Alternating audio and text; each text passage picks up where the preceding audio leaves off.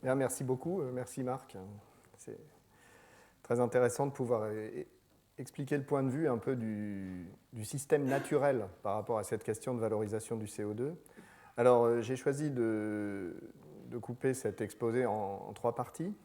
D'abord, je vais faire une introduction générale sur le CO2 dans les processus naturels, puisque l'idée, c'est de voir dans quelle mesure ces processus naturels peuvent inspirer de la chimie éventuellement et des procédés industriels. Alors ensuite, je parlerai un petit peu de la solidification du CO2, c'est-à-dire de sa transformation en carbonate solide. Alors ce n'est pas proprement dans l'axe du cours sur le renversement du CO2 aux hydrocarbures, mais c'est une voie potentielle de valorisation du CO2 qui est intéressante, qui est en tout cas la voie principale utilisée par les systèmes naturels pour utiliser le CO2. Ça, je vous en dirai un mot. Et ensuite, donc en deuxième partie, je rentrerai vraiment dans le vif de ce cours, à savoir la transformation du CO2 en composé énergétique. Et j'essaierai d'aborder cet aspect, alors géomimétisme, biomimétisme, biomimétisme, essayer de s'inspirer de la vie, géomimétisme, s'inspirer du système Terre, voir ce qu'il a à nous apprendre sur éventuellement le traitement de cette molécule. Alors donc d'abord cette introduction. Bon, je vais reparler un petit peu du cycle du carbone pour compléter ce qu'en a dit Marc. Alors, il faut savoir que le carbone de la Terre, il est en fait dans deux grands réservoirs qui sont les carbonates solides et les matières organiques fossiles. Donc, c'est l'essentiel de la masse. Et si je prends donc ce réservoir de carbone oxydé, donc celui où le carbone est grosso modo degré formel plus 4, vous voyez que le CO2, c'est une toute petite partie, c'est un 100 millième. Si je prends maintenant le second réservoir, celui qui est issu du vivant, puisque les matières organiques fossiles, elles ont été vivantes dans un passé, la biomasse elle-même, c'est un 10 millième. Mais évidemment, comme l'a bien expliqué Marc, c'est ce CO2 et cette biomasse vivante qui sont les acteurs essentiels de l'échange entre ces deux réservoirs. C'est ça le cycle du carbone. Donc le CO2 est réduit en biomasse vivante et c'est re-respiré en CO2. Et ça correspond donc au cycle du carbone tel qu'il vous l'a expliqué. Alors, il faut voir que, pour vous présenter les choses d'une manière un tout petit peu différente, c'est exactement la même chose que je vous présente ici, c'est que ce cycle du carbone que vous retrouvez là, bon, je n'ai pas tout à fait les mêmes chiffres que Marc, mais c'est à peu près correct, c'est du même ordre de grandeur. Vous voyez donc le cycle, la photosynthèse, la biomasse et la re-respiration. Ça, c'est le cycle du carbone. Et en fait, si vous êtes dans un système comme ça, il n'y a pas de possibilité de régulation du CO2. Or, le CO2, à l'échelle des enveloppes fluides de la Terre, l'ensemble atmosphère plus hydrosphère, il est régulé depuis au moins 500 millions d'années et probablement depuis 3 ou 4 milliards d'années. C'est quelque chose d'extrêmement régulé. Ce qui change, évidemment, vous êtes conscient qu'il y a des oscillations, les périodes glaciaires, interglaciaires, le CO2 oscille beaucoup, mais c'est la redistribution entre atmosphère et hydrosphère, ça c'est un autre problème. Mais si vous voulez, ce cycle-là est un cycle extrêmement régulé, et en fait il est régulé il a besoin d'être régulé, parce que si vous voulez, l'intérieur de la Terre apporte en permanence du CO2. Alors des quantités qui sont de l'ordre de la gigatonne de CO2 par an, c'est faible par rapport à ce qui est cyclé dans le cycle biologique du carbone, mais ça arrive tout le temps. Et en fait, vous voyez que le cycle du carbone étant fermé, s'il n'y a pas de fuite dans ce cycle du carbone, il n'y a pas de régulation. La planète ne peut pas se réguler. Donc en fait, comment la nature fait pour réguler cet excès naturel de CO2 que nous apporte l'intérieur de la Terre, via les volcans, via la tectonique, la nature, elle a deux moyens, en fait. Soit elle transforme ce CO2 en carbonate solide, et l'essentiel du CO2 terrestre, comme je vous l'ai montré précédemment, n'est pas sous forme de CO2, mais sous forme de carbonate solide, de roche calcaire. Soit, indirectement, elle réduit ce CO2 en biomasse, et une petite partie de cette biomasse fuit, et va donner la matière organique fossile des roches, d'où les deux grands réservoirs que je vous montrais avant. Et c'est une petite partie, en fait, vous voyez, c'est 1/10 millième de cette, ou 1 millième, ça dépend comment on calcule les possibilités au niveau des combustibles fossiles, mais de l'ordre du millième de cette accumulation de matière organique, dont va dériver une partie économiquement exploitable, c'est-à-dire les combustibles fossiles. Donc vous voyez, un système, la nature, elle régule en fabriquant des carbonates solides et des matières organiques fossiles. C'est comme ça qu'elle régule le CO2. Le problème, c'est qu'elle est capable de réguler comme ça des ordres de grandeur de l'ordre, disons, de la gigatonne de CO2 par an, et elle n'est pas capable de réguler, pour des raisons de cinétique chimique des processus impliqués, elle n'est pas capable de réguler les 30 gigatonnes de CO2 par an dont Marc nous a parlé. Donc vous voyez, c'est une situation assez claire. Alors, dans l'histoire de la Terre, il y a eu des déstabilisations fortes du cycle du carbone, donc par rapport à ce pouvoir de régulation. Donc il y a eu des déstabilisations comme ça a existé, soit des impacts forts, hein, si vous tombez sur des roches carbonatées en particulier, ça dégaze des quantités de CO2 importantes, soit du volcanisme massif, tel l'étrape par exemple, qui est un volcanisme dont on n'a aucune idée quand on regarde le volcanisme actuel de la Terre. On n'a pas ça dans le fonctionnement actuel de la Terre, mais ça a existé dans le passé, à plusieurs reprises, hein, du volcanisme fissural massif très étendu, soit des incendies très importants de biomasse, qui sont plus ou moins couplés dans les modèles d'extinction, qui sont plus ou moins couplés aux deux précédents mécanismes, et donc la combustion des combustibles fossiles, qui est l'expérience géologique qu'on est en train de faire maintenant. Alors, juste pour vous montrer que ces choses-là, qui paraissent très hétéroclites, sont en fait tout à fait commensurables. Alors, je pense diagramme un petit peu compliqué, mais je vais vous l'expliquer vite. Ça, c'est juste le taux d'addition de carbone en fonction du temps, à la limite Permien-Trias. Alors ça, c'est une limite très, très loin dans le passé de la Terre, c'est il y a 252 millions d'années exactement. Et en fait, il y a une extinction absolument énorme à ce moment-là. Il y a 95% des espèces marines qui disparaissent, plus de 70% des espèces continentales qui disparaissent.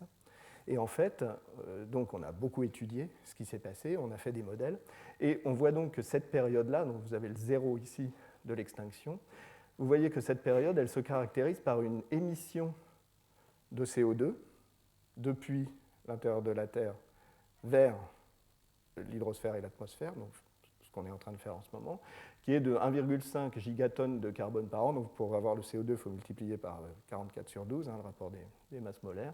Donc vous voyez, si vous multipliez voilà, donc si vous multipliez grosso modo par 4, vous voyez, vous arrivez à quelque chose qui est de l'ordre de 6 gigatonnes de CO2 par an. Donc à la limite Permien-Trias, il y a eu une émission, un volcanisme massif, hein, c'est les trappes de Sibérie en l'occurrence, une émission de 6 gigatonnes de CO2 par an. Donc, alors ça s'est fait pendant longtemps, hein, ça a marché, le volcanisme, on n'a pas de timing précis, mais ça a marché pendant plusieurs milliers d'années. Et ça a conduit donc à une injection dans l'atmosphère. Ne tenez compte que dans le système atmosphère-hydrosphère, ne tenez compte que de la courbe rouge. Bon, vous voyez, de l'ordre de 20 000 gigatonnes de carbone, c'est-à-dire de l'ordre de 80 000 gigatonnes de CO2. Et donc, si je replace ça en perspective, donc 6 gigatonnes de CO2 par an,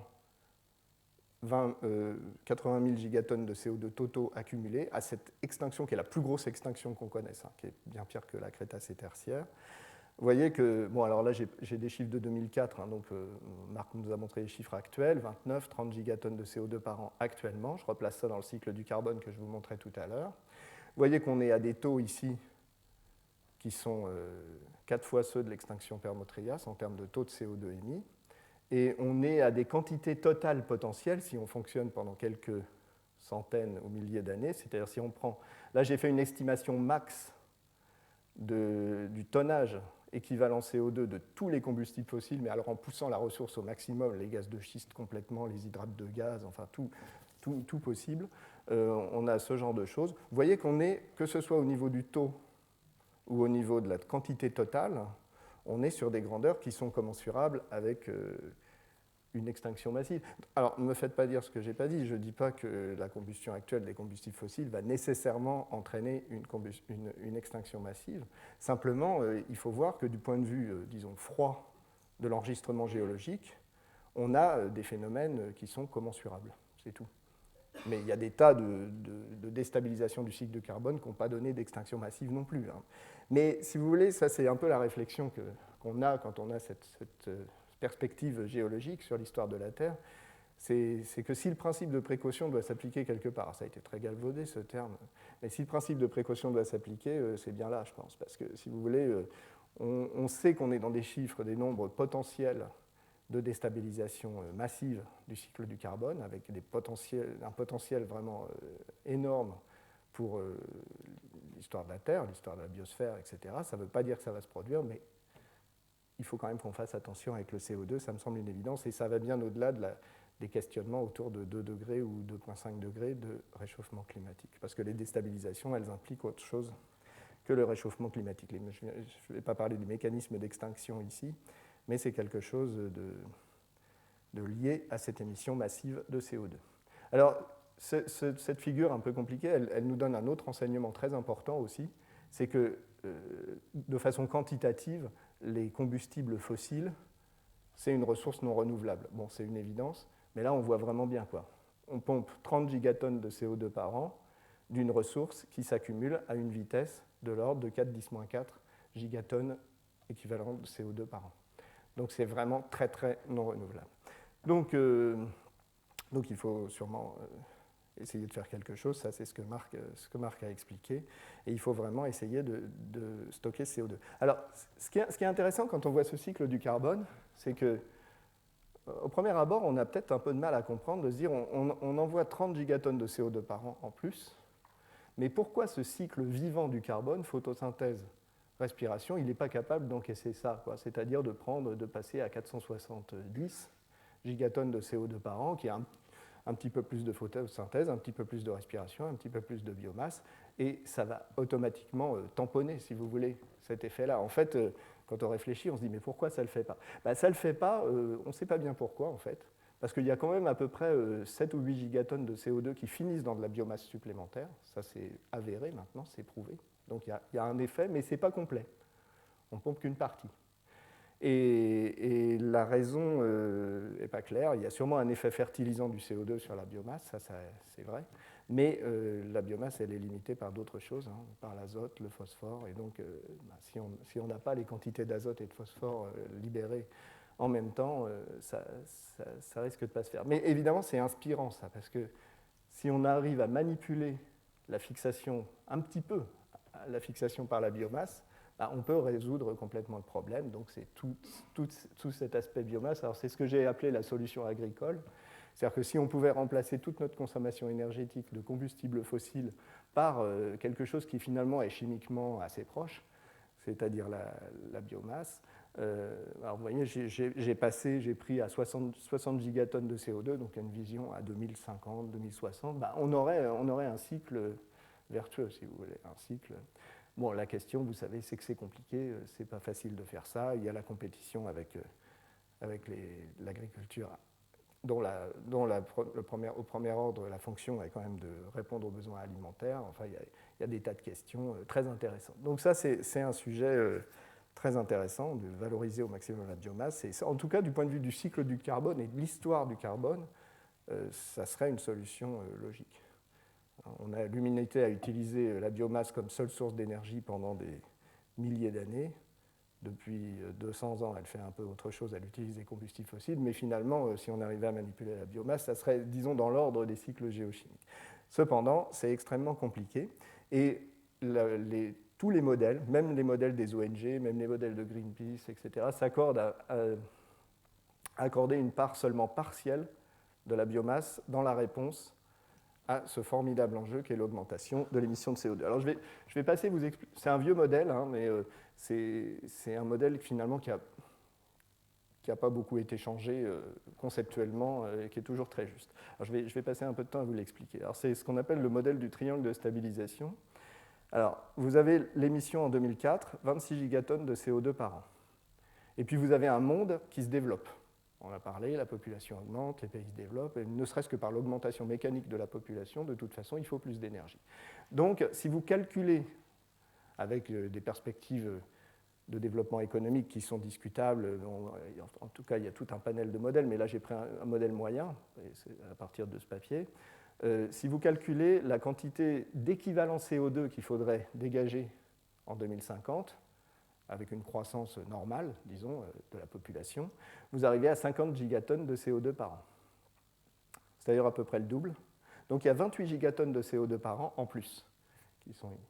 Alors si je reprends la perspective que nous a donnée Marc, il nous a dit, si on veut rester vers 450-500 ppm, ce qu'on n'est pas en train de faire là, on est déjà quelque part par ici, en émissions vraies de CO2, là, il faudrait bloquer l'émission de CO2 à cette valeur-là. Ça ne veut pas dire qu'on arrête tout de suite les combustibles fossiles, parce que ça, c'est le retour au paléolithique, hein, pour sûr, mais ça veut dire qu'on essaie de ne pas augmenter la quantité de combustible fossile utilisé.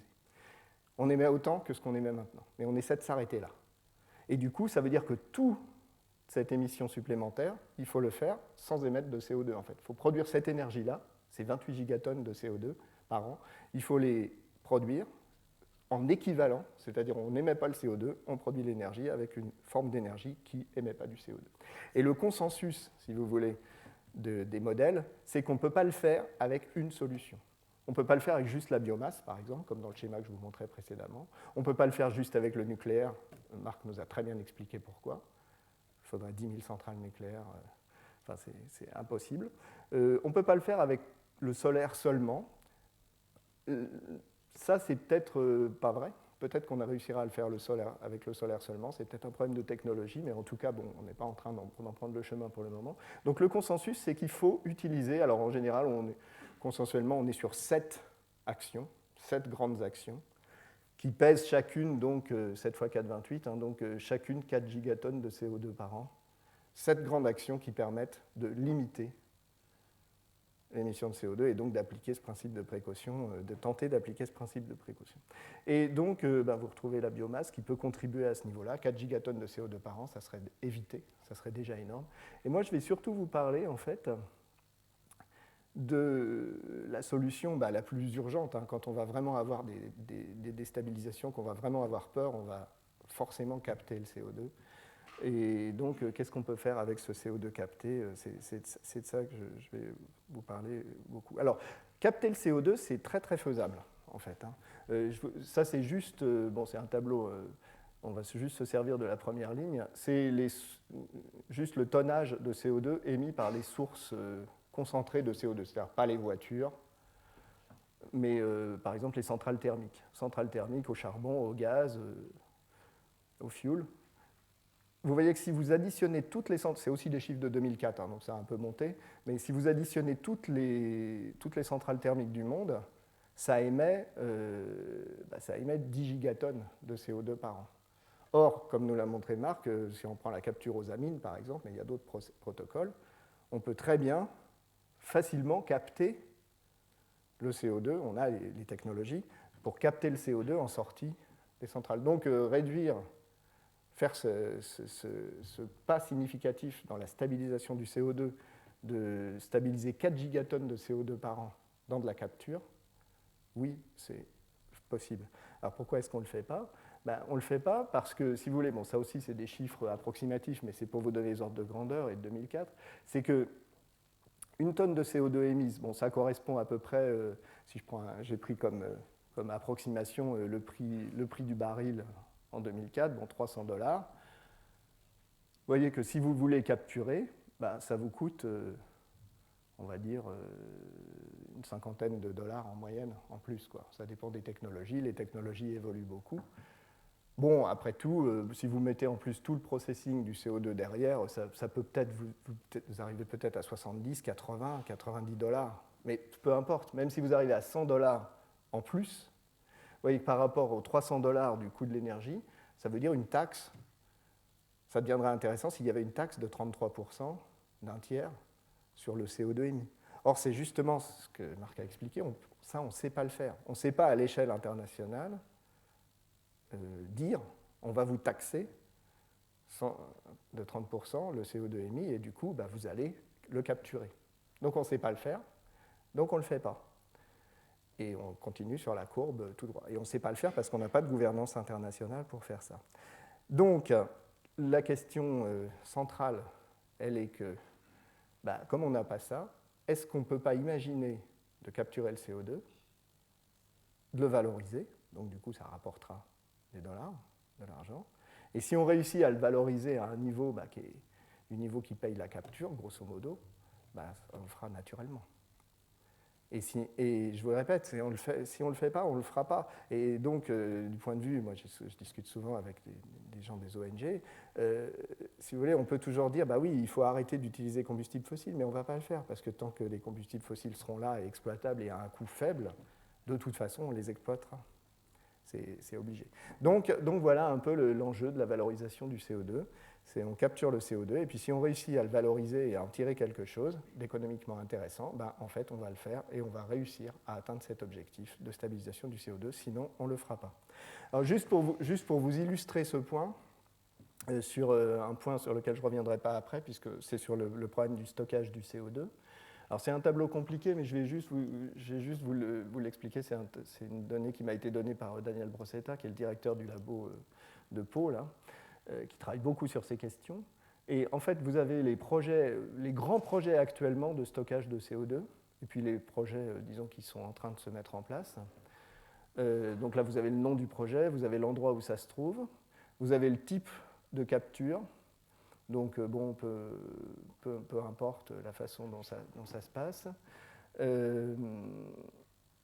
Et vous avez les tonnages. Bon, déjà, vous voyez qu'on n'est pas dans des gros tonnages. Hein. On est au total sur des 20-30 millions de tonnes de CO2. À l'horizon 2016, bon, on pense quand même qu'on devrait, si on prend tous les projets, on devrait approcher quand même les 100 millions de tonnes de CO2. Donc 0,1 gigatonne de CO2 par an. Hein, c'est en millions de tonnes par an. Ce n'est pas des gros tonnages, mais ça vous montre une chose, c'est cette colonne-là, c'est le type de stockage. Soit effectivement on le met dans une formation profonde, c'est le déchet, là, le truc dont on ne veut plus s'occuper, on le met là, on le stocke, puis on espère qu'il ne va pas remonter. Soit effectivement on s'en sert, c'est une valorisation, pour faire de la récupération assistée d'hydrocarbures, c'est-à-dire que le CO2 c'est très intéressant, c'est hydrophobe, donc du coup ça permet de pousser l'huile, et ça permet de sortir de réservoirs appauvris, ça permet de sortir jusqu'à 30% du pétrole qui est resté en bas. Et en fait, si vous regardez les grands projets en tonnage, la plupart des grands projets, bah, c'est clair que c'est pour faire de la récupération assistée. Parce qu'il y a une valorisation derrière et que c'est comme ça que ça se passera. Donc, la valorisation du CO2, c'est vraiment très important. Il faut essayer de le valoriser de toutes les manières possibles. Il faut essayer d'explorer plein de voies. Alors, dans le cadre du cours de Marc, c'est surtout de la transformation du CO2 qu'on explore, hein, les technologies de transformation du CO2, c'est-à-dire ce n'est pas le stockage dont on vient de parler, c'est de la transformation. Le CO2 capturé doit être transformé en molécules ou en matériaux valorisables. Et donc, ce que je voudrais essayer de discuter aujourd'hui, c'est en quoi la nature... on vient de voir un peu comment ça fonctionnait, peut-elle nous inspirer et vous montrer quelques pistes et quelques résultats de recherche. Donc voilà, j'en arrive à cette première partie. Je vous rappelle, la voie essentielle dont la Terre stocke son CO2, c'est de le convertir en solide, donc les carbonates solides. Et donc on va voir si ça peut inspirer des procédés. Dans le schéma de Marc, d'ailleurs, sur l'utilisation du CO2 qui montrait, si vous avez noté son graphe, il y avait en premier l'urée, effectivement, comme utilisation effective du CO2, il y avait le méthanol, et il y avait les carbonates inorganiques, hein, qui étaient très, très... Donc c'est déjà une application, on peut déjà utiliser du CO2 pour faire des matériaux. Est-ce que ça peut se généraliser? Est-ce qu'on peut réussir à généraliser cet aspect? Alors voilà. Alors la façon dont la Terre stocke ces carbonates, puisqu'on l'a vu, 99% du carbone oxydé sur Terre n'est pas sous forme de CO2, mais sous forme de carbonate solide. C'est en fait en réagissant avec les roches. Alors les minéraux des roches sont symbolisés ici par cette formule NSiO3, donc c'est un silicate. Hein. C'est une assez bonne approximation en fait des minéraux des roches. Et donc c'est tout simple, hein, ça se passe en deux étapes. La première étape, c'est que le minéral se dissout dans l'eau. Et en fait, l'eau sur les minéraux, ça ne fait rien du tout, ça ne fait pas grand-chose à l'échelle de plusieurs milliards d'années. Par contre, le CO2, sa propriété première chimique, on l'appelle ça un gaz acide, hein, c'est qu'en fait, on forme l'acide H2CO3. Hein, CO2, c'est un acide de Lewis, et ensuite, ça nous fabrique des protons dans l'eau. Hein. Et donc, cette eau acidifiée par le CO2 de l'air, il n'y en a pas beaucoup, il y en a 400 ppm, mais ça suffit à bien acidifier l'eau. Hein. Si vous prenez le pH d'une eau équilibrée dans un bécher, il n'est pas à 7, hein, il est à 5, 5,5, c'est parce qu'il c'est acidifié par les 400 ppm de CO2 de la pièce. Donc cette eau acidifiée, de l'eau distillée, hein, j'insiste, parce que s'il y a des cations dedans, par contre, elle est à un pH plus élevé. Mais si vous prenez de l'eau pure et que vous la laissez s'équilibrer avec du CO2, bah, elle tombe à pH 5,5. Et vous avez donc cette eau acidifiée qui attaque les roches, ça libère des cations et du coup des ions hydrogénocarbonates. Ça, on peut mesurer la cinétique de cette réaction. Il y a une constante de vitesse. Il suffit d'analyser les rivières du globe, de mesurer le HCO3-, et on a la constante de vitesse à l'échelle globale de cette réaction. Il y a des labos entiers qui se consacrent à ça. C'est donc quand la Seine coule, elle nous capte du CO2, effectivement, par l'altération des roches. Et ensuite, quand on arrive à l'océan, on a la formation des carbonates. C'est essentiellement CaCO3. M, c'est surtout Ca. Et on forme le CaCO3. Et donc, c'est à 90% dans des organismes vivants. Donc, c'est la biologie qui intervient ici. C'est une chimie de processus biologiques ici aussi. Et en fait, on a donc ce bilan global. Si vous faites la somme de ces deux choses-là, on a ce bilan global où on a capté de façon nette, par réaction du CO2, avec les silicates qui sont donc des bases. Les silicates sont des bases. Elles sont neutralisées par cet acide, le CO2. Et les produits résultants, c'est le carbonate de calcium, et la silice qui reste et qui forme les sols, pour les argiles des sols. Donc vous avez ici une réaction acide-base, et c'est la façon dont la nature convertit son CO2 en carbonate solide. Alors comme je l'ai dit, ça ne se fait pas très vite, ça fait 0,4 gigatonnes de CO2 par an, donc ça ne répond pas à l'augmentation actuelle. Donc le mécanisme naturel ne peut pas répondre à l'augmentation actuelle anthropique du CO2. Il y a une toute petite fraction qui est ça. Et en fait, c'est quand on a commencé à dépasser les quelques 4-5 gigatonnes de CO2 par an que les mécanismes naturels ont arrêté de fonctionner, c'est-à-dire à peu près au début du XXe siècle. Alors, une question, en quoi la nature peut-elle nous inspirer ? En fait, on peut montrer au laboratoire que l'étape cinétiquement limitante de ce processus, ce n'est pas la formation des carbonates, c'est la dissolution des roches. C'est ça qui est cinétiquement limitant. Donc, pour faire un procédé industriel, où on prendrait du CO2 et on dirait on va le convertir en solide, puis on va faire quelque chose de solide, déjà c'est facile à stocker, c'est sûr, ça ne bouge pas, et puis en plus on peut peut-être en faire quelque chose de ces matériaux, des matériaux de construction et autres. Vous voyez que l'obstacle là, c'est que ça va trop doucement. Ça va trop doucement parce que la dissolution est très lente. En fait, si vous prenez théoriquement la loi de dissolution, là vous avez par exemple la loi de dissolution d'un silicate, un Mg2SiO4 en fonction du temps, en quelques jours, vous atteindriez des concentrations de magnésium, de Mg2+, en solution, par exemple, qui seraient suffisantes pour faire la carbonatation. Mais la réalité expérimentale est autre. La réalité expérimentale, c'est qu'il ne se passe rien, en fait, à l'échelle de quelques jours. En fait, les réactions entre les roches et le CO2, entre les solides et le CO2, pour que ça marche, pour en faire un procédé, si vous voulez, il faudrait quelques milliers d'années. Donc ça ne va pas. Alors pourquoi c'est si lent ? C'est si lent parce que dans la nature, ou dans des réacteurs qui miment au maximum la nature au laboratoire, et non pas des réacteurs en flux ouvert, on se rend compte que les silicates sont couverts. Alors vous avez ici une image de microscopie électronique à transmission, donc vous voyez une toute petite échelle, 150 nanomètres. Là vous avez le silicate, l'olivine, la Mg2SiO4, et vous voyez que ce silicate il est couvert d'une couche très très fine, quelques nanomètres, de silice. Et cette couche de silice, c'est une couche de passivation classique, bien connue en chimie, et c'est elle qui empêche la réaction de se faire. C'est-à-dire qu'en fait, là, vous avez donc une couche de quelques nanomètres, la barre d'échelle 10 nanomètres, c'est à peu près le symbole ici.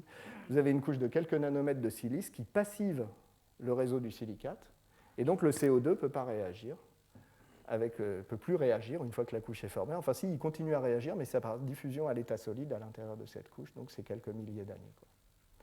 Donc, du coup, voilà, ça bloque.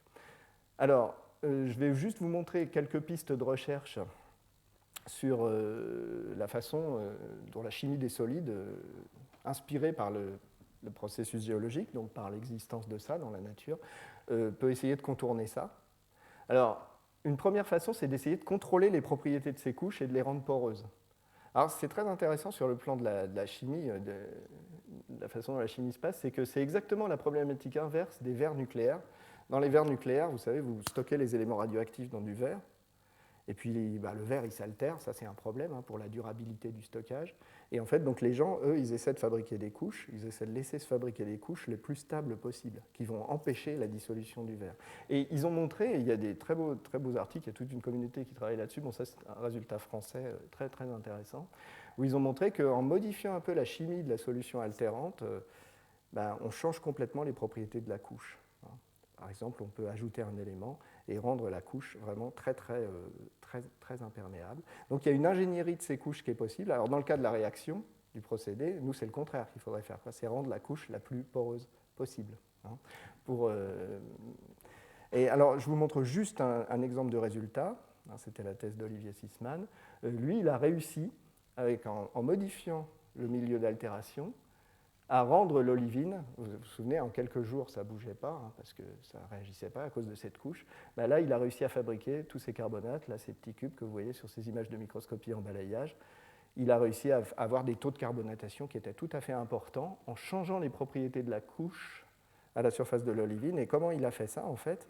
C'était assez intéressant comme réflexion. Il s'est rendu compte que dans la couche, il y avait un rôle très important du fer 3 présent dans cette couche de silice. Je vous ai dit que c'est une couche de silice, mais en fait, il y a les autres éléments. Et en particulier, il y a du fer 3 parce qu'il y a du fer 2 initialement dans les silicates. Ils sont oxydés parce que vous faites l'altération en général en milieu oxydant. Et vous avez le fer 3 qui rend cette couche extrêmement poreuse. Donc ce qu'il a fait, c'est qu'il est passé en anoxie. Ce fer 3 s'est réduit. La couche est devenue poreuse et il s'est mis à fabriquer des carbonates. Et on voit bien en particulier les premiers carbonates formés, ils sont très riches en fer, c'est des carbonates de fer, des FeCO3, des sidérites, parce que c'est lié à la libération de ce fer, de cette couche. Et donc, vous voyez, ça, c'est une façon de contourner le problème qui est extrêmement intéressante. C'est de la chimie des solides, du fine-tuning, si vous voulez. On est sur cette couche nanométrique, mais on réussit à modifier complètement la réactivité. Une autre façon, alors adaptée en particulier à des implantations, à des protocoles pré-industriels ou industriels, c'est de prendre les roches et de les faire réagir avec du CO2, c'est ce qu'on appelle la réaction ex situ. On fait une usine, en fait, où on essaie de stocker le CO2 comme ça et de fabriquer des carbonates. Alors évidemment, on a le problème de couche, mais on peut les modifier par broyage réactif, donc en broyant pendant la réaction. Donc ça a été une ANR, un procédé qu'on a mis en place, au point, qui permet de carbonater en quelques heures des roches, donc qui sont des matériaux peu chers, en fait. En quelques heures, vous obtenez des taux de carbonatation très importants. Je vous montre juste quelques résultats. Là. Regardez que les courbes rouges, c'est les courbes du procédé au maximum. On ne l'a pas encore optimisé, ce procédé. Mais vous avez donc le taux de conversion du CO2 en carbonate solide. En fonction du temps, vous voyez qu'en quelques heures, on arrive à des taux qui sont quand même pas mauvais, qui commencent à pouvoir ressembler à une application. On peut au moins songer à mettre en place un pilote pré-industriel. Et ça, c'est parce qu'on fait du broyage réactif. Ça marche sur des roches, là c'était un modèle, l'olivine c'est un silicate modèle, mais ça marche sur des résidus réels miniers, là c'était des résidus de Nouvelle-Calédonie par exemple, d'activité minière en Nouvelle-Calédonie. On arrive à des taux de conversion qui sont quand même assez importants en quelques heures.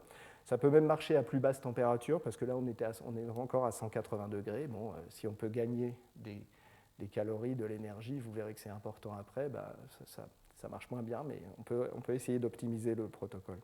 Et la clé, je ne vais pas rentrer dans le détail, mais la clé de ça, c'est qu'en faisant ce broyage réactif, on modifie les taux de réaction et on modifie la nature des couches. Sur ces images de microscopie en transmission, vous voyez le silicate, là, l'olivine, mais cette fois-ci, il n'est plus entouré d'une couche, alors il a beaucoup réagi, il n'est plus entouré d'une couche de silice imperméable, mais au lieu de la silice, à cause du taux de réaction, à cause de ce broyage réactif, on a transformé la silice en un phylosilicate, c'est-à-dire de la silice avec d'autres éléments dedans. Et du coup, on a un réseau qui est extrêmement poreux. Et donc, on a une réaction qui fonctionne pratiquement jusqu'au bout. En fait, si on ne va pas à 100% de conversion, c'est parce qu'on stocke sûrement quelques points dans ces phylosilicates. Donc, dans certains de ces procédés, on fabrique ce matériau, des carbonates. Donc, on a un protocole pour transformer le CO2 en carbonate avec des roches. Voyez. Bon, maintenant, la grosse question de recherche, c'est c'est une question vraiment de science des matériaux. Qu'est-ce qu'on peut faire de ça, Est-ce qu'on peut les carbonates, c'est valorisable, mais est-ce qu'on peut concrètement valoriser ces produits? Est-ce que ça peut être utilisé en construction? Il y a toute une recherche intéressante à faire sur ces produits. Je vous montre juste ça, ça me semble vraiment important parce que ça sous-tend toutes ces discussions sur la valorisation du CO2. Je le montre là sur les carbonates, mais j'aurais pu le montrer sur autre chose. C'est ce qu'on appelle l'analyse de cycle de vie. C'est quelque chose qu'il faut qu'on fasse systématiquement maintenant quand on essaye de réfléchir à de la science fondamentale qui veut aboutir sur des procédés. Il faut prendre tout le cycle du matériau. Alors, je vous explique juste l'exemple là. Là, on fait une analyse de cycle de vie en ayant comme indicateur l'émission totale intégrée de CO2. Donc si je prends une centrale normale, j'aurais pu prendre une centrale au gaz, c'était pareil. Si je prends une centrale à charbon sans rien faire, bah, c'est ma référence, ça émet une certaine quantité de CO2 vers l'atmosphère. Donc c'est un indicateur de réchauffement climatique, par exemple, si vous voulez. Voilà. Donc c'est 100%. Vous voyez que si je fais... Alors c'est toujours la question, on se dit, bon, si je fais la capture et le stockage, certes, je vais enlever le CO2, mais la question c'est, oui, mais, et tout le monde le dit, hein, se pose la question, mais oui, mais en faisant ça, vous dépensez de l'énergie pour fabriquer votre amine, pour la régénérer, on a vu, il faut chauffer, donc vous dépensez de l'énergie, donc vous allez peut-être même émettre plus de CO2 que ce que vous avez recapté. Enfin bon, c'est toujours une question. Bah, l'analyse du cycle de vie, finalement, elle vous permet, scientifiquement, de répondre à cette question. Par exemple, là, vous avez donc si vous faites le captage et le stockage géologique, dont Marc nous a parlé, bah vous voyez qu'effectivement, vous évitez effectivement pas tout le CO2, vous avez quand même ça c'est ce que vous coûte énergétiquement le fait de régénérer votre amine, de modifier votre centrale thermique, etc. Mais vous avez gagné tout ça en termes d'émissions de CO2 en faisant le captage et le stockage géologique. Alors vous voyez que si vous essayez de fabriquer des carbonates avec un procédé normal, c'est mal passé là, mais un procédé normal de solidification, vous voyez que c'est une catastrophe, quoi. C'est un peu comme les carburants, les biocarburants de première génération, quoi. C'est-à-dire que certes, vous stockez du CO2, c'est la partie qui est là, mais vous avez tout un coût énorme pour chauffer, pour faire votre réaction de carbonatation, par exemple. Et si vous faisiez le schéma sur les biocarburants de première génération, vous avez des choses qui sont à peu près comparables. C'est-à-dire que vous émettez beaucoup plus de CO2, in fine, que ce que vous avez récupéré. Alors, vous voyez que dans notre procédé, par exemple, notre procédé qui n'est pas encore optimisé, certes, ça coûte plus, parce qu'il faut quand même faire le broyage réactif, ça coûte plus qu'un simple captage et stockage géologique en termes de CO2, hein, on est obligé de réémettre du CO2, mais vous voyez que ça fonctionne quand même pas mal par rapport à la référence 100%. On a au moins gagné quelque chose en termes de réchauffement climatique. Donc, voilà. Alors, voilà, donc maintenant j'arrive à la deuxième partie, qui est vraiment le cœur du sujet, puisque là, c'est le cœur du cours de Marc, c'est la transformation du CO2 en composé énergétique. Donc, les voies géomimétiques, je vais surtout m'attacher à ça. Alors, donc la valorisation du CO2 concentré en matériaux énergétiques, c'est surtout ça qui va m'occuper. Vous avez compris, hein, on a capturé le CO2. Si on ne réussit pas à le valoriser, on ne va rien en faire. On ne le fera pas, ça. Et de toute façon, on ne le stockera pas parce que ça coûte trop cher. Donc, de toute façon, on ne fera rien. Donc, c'est un vrai enjeu d'essayer de valoriser ce CO2 capturé. Donc, on peut le transformer en matériaux énergétiques, c'est le focus du cours de Marc. On peut aussi essayer de faire des molécules organiques utiles. Vous aurez des cours là-dessus. Le cours sur les polymères de la semaine prochaine, je pense, déjà, ça sera le séminaire sur les polymères, ça sera ça. Le séminaire de Thibaut Cantat, ça sera ça aussi. Alors, dans ce cas-là, Marc l'a bien expliqué, le CO2 joue ici le rôle d'un vecteur d'une autre énergie, parce qu'effectivement, le CO2, on le fait réagir avec des électrons ou de l'hydrogène, qui viennent d'une autre énergie, qui doit être une énergie renouvelable, une énergie propre, hein, dans un schéma de cycle du carbone. Et ça, c'est ce champ très important de la transformation de la puissance en carburant, en fait, où le CO2 sert de vecteur à ce moment-là. Alors, souvent, on se dit, mais pourquoi pas utiliser l'hydrogène directement? Bon, on a vu qu'en termes de densité volumique, ce n'était pas forcément évident. Et puis, je dirais que, bon, même quand on voit le concret des choses, le fait d'utiliser des carburants proches de ce qu'on utilise actuellement, en termes de coûts d'infrastructure, de choses comme ça, finalement, ce n'est pas si négligeable que ça, quoi. Donc, le CO2, là, a une vertu importante, c'est de nous transformer, nous permettre de fabriquer un carburant carboné à partir d'une énergie renouvelable. Donc, alors il y a plusieurs voies possibles. Donc, la conversion du CO2 en CO, on en a parlé. Vous aurez le cours de Marc Robert sur ces aspects électrochimiques de ça. L'interaction avec l'hydrogène ou avec les protons et les électrons, à la limite donc, de la photosynthèse artificielle. Donc, il y a des tas de choses possibles. Et donc, dans les deux cas, il faut disposer d'une source d'énergie propre pour réduire le CO2. Alors, si c'est de l'électricité nucléaire, je ne sais pas si on peut la qualifier de propre, si on fait de l'hydrolyse de l'eau comme ça. Mais bon, en tout cas, il faut une source d'énergie propre. Et il faut activer le CO2, c'est-à-dire typiquement avoir des catalyseurs. C'est les deux grandes composantes de cette reconversion du CO2 en carburant. Alors, si vous mettez rien, en admettant que vous ayez de l'hydrogène, si vous n'avez pas d'activation, disons, en absence de catalyseur, en absence de surface minérale, rien, si vous êtes dans des conditions qui sont somme toute industriellement, c'est encore jouable, ça, relativement modérées, vous ne faites pas de CH4, hein, vous ne faites pas la réaction de Sabatier comme ça sans catalyseur, il ne se passe strictement rien. Par contre, vous faites l'acide formique.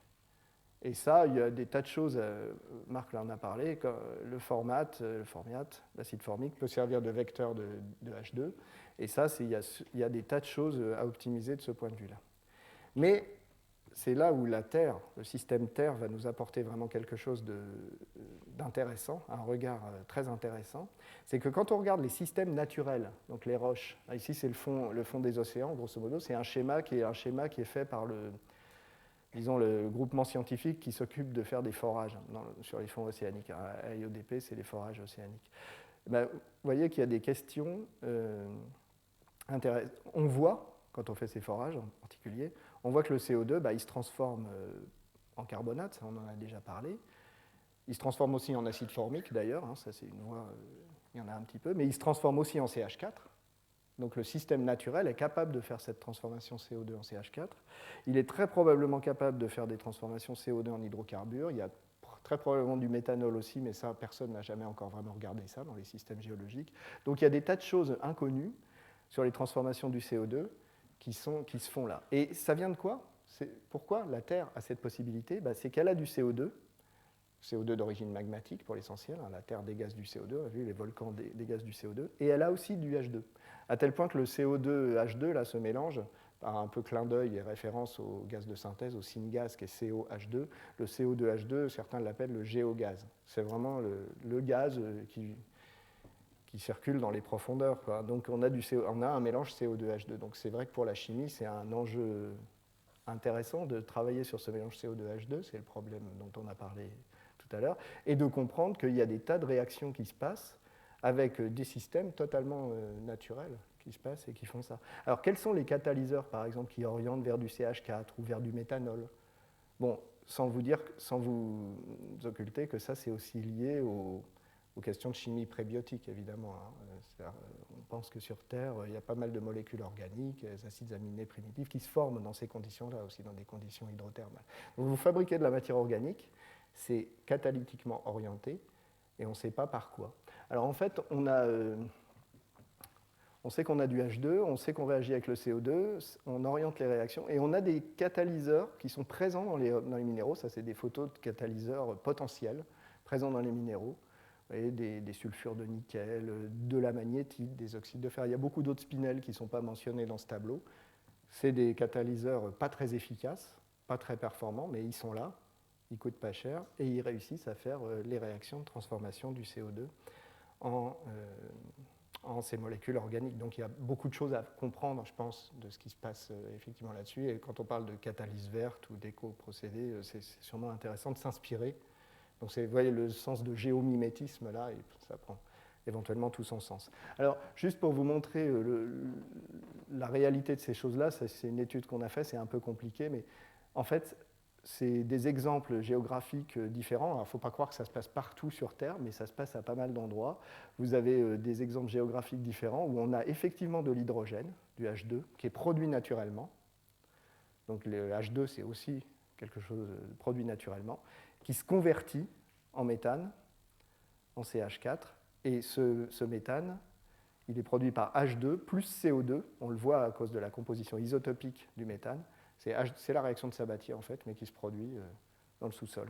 Et on peut essayer de mesurer le flux de ces choses-là. Bon, c'est une question importante. Ce n'est pas des flux énormes, qui ne sont pas négligeables en particulier par rapport aux applications industrielles, donc il y aurait sûrement des niches économiques à exploiter là avec cet hydrogène naturel, mais évidemment l'intérêt c'est surtout d'inspirer des procédés. Alors juste pour vous expliciter ça un peu plus en détail, je vous donne un exemple de mécanisme de production et de CO2 et H2 dans le sous-sol. Tout ne fonctionne pas comme ça, mais ça c'est un exemple particulièrement synthétique qui fait appel au minéral FeCO3 que j'ai déjà montré tout à l'heure, le carbonate de fer, la sidérite. Bon, il y a du carbonate de fer dans le sous-sol, il y en a pas mal, ça dépend des endroits. Et en fait, alors là, on est à des températures qui sont encore assez élevées, mais bon, on pourrait discuter d'aller vers de plus basses températures.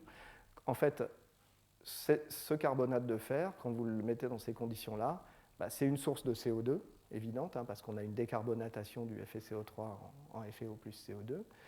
Et c'est aussi, c'est ça on voit bien le mécanisme de production d'hydrogène, c'est aussi une source d'hydrogène parce que le fer de plus, donc du FeO, qui se dissout dans l'eau, on est en condition hydrothermale, il réagit en présence de ces catalyseurs très probables, enfin catalyseurs ou surfaces minérales que sont les magnétites, il réduit l'eau.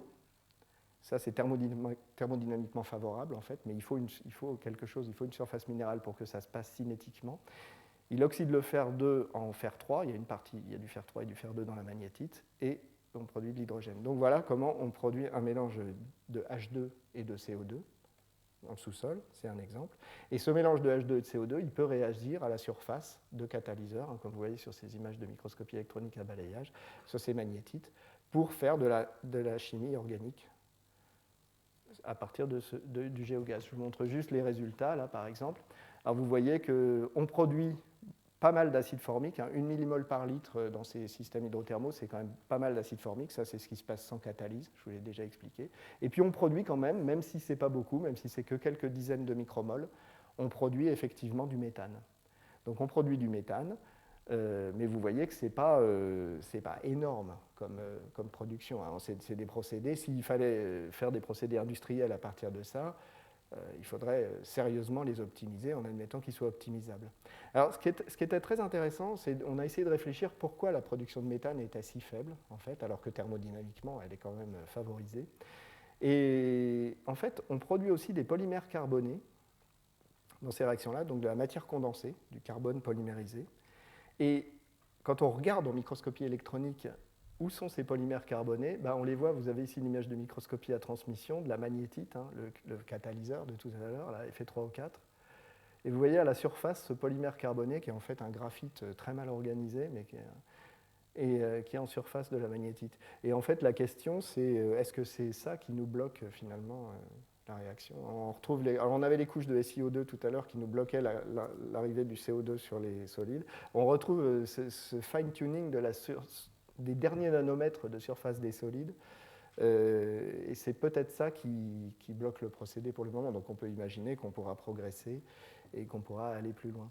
Ce qui est clair, c'est que du coup, cette possibilité de fabriquer de la matière organique à partir d'un système purement minéral, ça marche bien, là, vous voyez, on était à 300 degrés.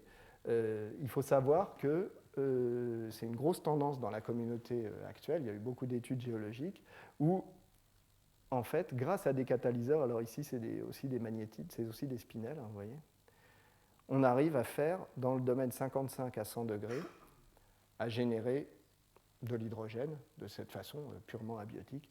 Et ça n'a pas encore été étudié, mais ce qu'on est en train d'étudier maintenant, on est plusieurs groupes comme ça à essayer d'étudier ça, c'est de l'interaction entre le CO2 et le H2 à ces conditions-là, 55-100 degrés. Là, ça devient vraiment intéressant si on réussit à faire de la combinaison CO2-H2 et à fabriquer des molécules organiques, du méthanol ou des choses comme ça valorisables sur des systèmes qui sont des systèmes purement géologiques ou inspirés par la géologie, c'est-à-dire où on pourrait ajouter par exemple des catalyseurs à faible coût qu'on a synthétisés par ailleurs. Moi, ce qui me fascine beaucoup dans cette histoire-là, formation de carbone polymérisé, chimie catalytique à 55-100 degrés, c'est qu'évidemment, on arrive là dans des conditions qui sont très proches de celle de la biomasse. Et finalement, là, on a des processus géologiques, mais finalement, l'équivalent de la photosynthèse, qui est la fixation du CO2 et sa réduction à la surface de la Terre par le processus de photosynthèse, on pourrait avoir un peu l'équivalent ici, c'est la chimiosynthèse, litho-autotrophe, c'est-à-dire avoir à 55-100 degrés, on peut encore avoir des micro-organismes. Donc on peut avoir effectivement l'équivalent de la biomasse, si vous voulez, de la fixation et de la réduction du CO2 par la biomasse, en profondeur.